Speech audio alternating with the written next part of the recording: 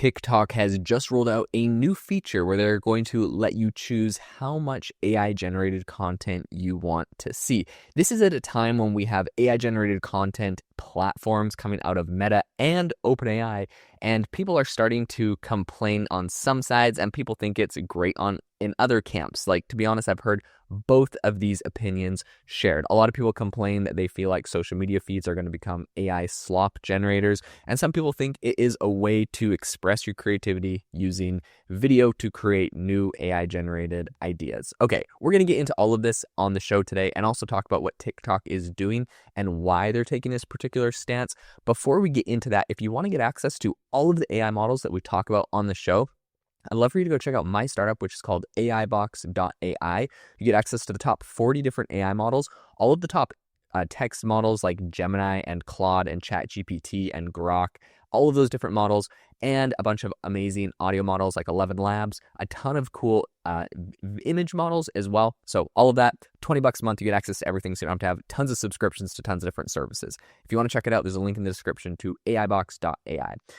So let's talk about TikTok here. This is obviously an app that used to just be 100% user-generated content. In fact, it kind of spurred this whole industry of UGC, user-generated content, where you made these really realistic, even companies trying to do things would make these really realistic ads where it's just a user sitting in their bedroom talking about a product, and it's kind of gone are the days of these like really polished videos. TikTok really pushed that forward. All of a sudden, we have AI-generated content that is taking over the For You page. And because of this, TikTok has introduced a bunch of new advanced labeling technologies for AI-generated content. So the new AI-generated content, it's called the AIGC, so AI-generated content control. It's coming out in the Manage Topics tool. It essentially is going to let you choose what you see on TikTok. This is what they said about it. They said, Manage Topic already enables people to adjust how often they see content related to over 10 categories like dance, sports, food and drinks. Like these controls, the AIGC setting is intended to help people tailor the diverse range of content in their feed rather than removing or replacing content in feeds entirely. I personally think this is a fantastic move if you can actually go and completely ban certain categories. I might, people might hate me, but like I personally don't want to see any dance videos in my TikTok feed. It's just not what I'm interested in. But there's other areas like technology and AI that I'm deeply interested in. I would like to see more of. Now, up until this point, you and I both know the best way to fine tune your TikTok algorithm is to go and engage with a lot of content. I talk to people and they're like, I hate TikTok because I just see like a whole bunch of spam and all this stupid stuff on there. And it's like, well, you probably commented on it. And even, you'll talk to people that are like, man, did you hear what this person said? Like, I absolutely hate them. They're so dumb. I was commenting on their post the other day about blah, blah, blah. I'll hear this about like political figures. And I'm like, okay, fantastic. You are now going to see a ton more content from that person because that is what the algorithm thinks you engage with. So whatever you engage with grows. What I do like is that they're actually giving you the ability to hard code this regardless of what you've engaged with in the past and just shut down certain categories. And one of those will be AI generated. All of this is coming as OpenAI and Meta right now are really embracing AI in the feed. Obviously, Meta has their new Vibes app, and Sora, the app, is, OpenAI launched that as well. Since Sora launched, really realistic AI-generated videos have been popping up all over, not just on Sora. They're on TikTok. They're everywhere. People have figured out ways to export them off of that platform and send them everywhere. I was literally on LinkedIn the other day and someone was like, oh my gosh, have you seen this, video? Or I don't know. Okay, I'll explain it. Someone was like, you think your day is bad until you see this guy. And it was like a guy on the toilet on his phone in like a lodge, and a deer jumped through the window at the back of the bathroom, and then a bear jumped in, and he's in this tiny porta potty with a bear and a deer, and they're all wrestling around, and it's like insanity. And like for the first 2 seconds, you just think, oh my gosh, that's crazy. And then you're like, how can a bear jump through that window? You start looking and you notice like the guy is sitting on the toilet, but he's also just like wearing his underwear.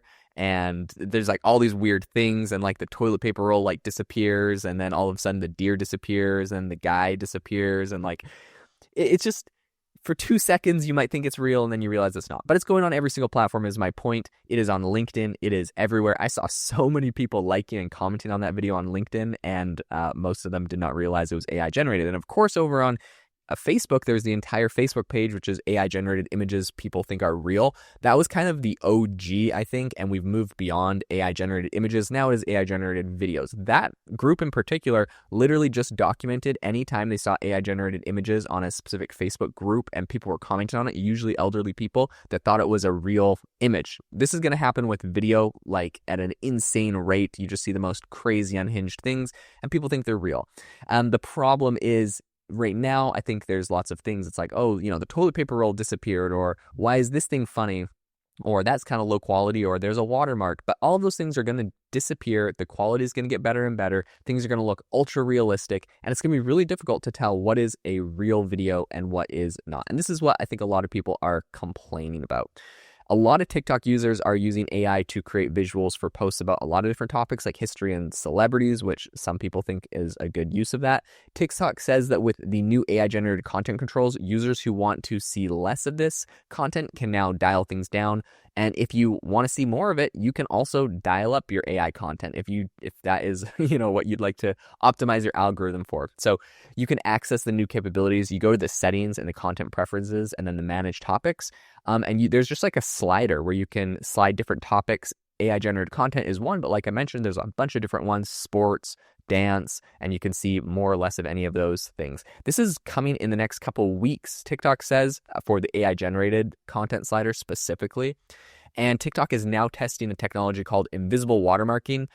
TikTok already requires people put a label on realistic AI-generated content, and they use a cross-industry technology called content credentials, which is from C2PA, which basically embeds metadata into content to let other platforms know when something's AI-generated. However, because you can actually generate AI stuff on TikTok itself. All that being said, TikTok does say that the labels can be removed when their content is re-uploaded or if you edit it on another platform, right? Like you download it, it's in the metadata, you go open it in Adobe Premiere, edit it, or just literally straight up export it immediately and change all of the metadata. So with the new quote unquote invisible watermark TikTok is going to be adding, this is another layer of safeguards. By using that, it can essentially detect when things have this invisible watermark, even if the metadata has been changed. That means it's going to be harder for it to remove because the watermark is in the video itself. You won't be able to see it, but there's little pixels in there that TikTok can detect and they will know. TikTok is going to start adding these invisible watermarks to AI-generated content made with TikTok's tools. So they have their AI Editor Pro. It's also adding them to any content that's uploaded with the C2PA's content credentials. And they said that all of these watermarks are going to essentially help them label content more reliably. TikTok says that it's going to continue reading all of the C2PA content credentials and adding them to AI-generated content made on its platform. In relation to all of this, right, TikTok has all of these efforts. They also announced that they are launching a $2 million AI literacy fund, which is aimed at experts like a bunch of nonprofits to create content that teaches people about AI literacy and safety. So they're trying to approach it from, yes, like they have these invisible watermarks and they have this kind of metadata that they're going to detect things with, but they're also trying to approach it from an educational perspective, because at the end of the day, it's always a cat and mouse game where people are trying to hide that it's AI generated, hide the watermarks, hide the metadata. And you just have to teach people what to look out for and how to know if they can actually trust a video is AI generated or not. So I appreciate their approach on the education side of this as well.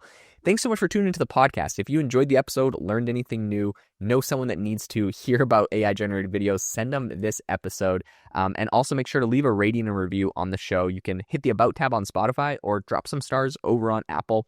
It helps the podcast out tremendously to get reviews from you guys. Also, make sure to go check out AIbox.ai if you want to get all of the best AI models for one price, $20 a month, and you don't have to have 100 different subscriptions. Thanks so much for tuning into the show, and I'll catch you in the next episode.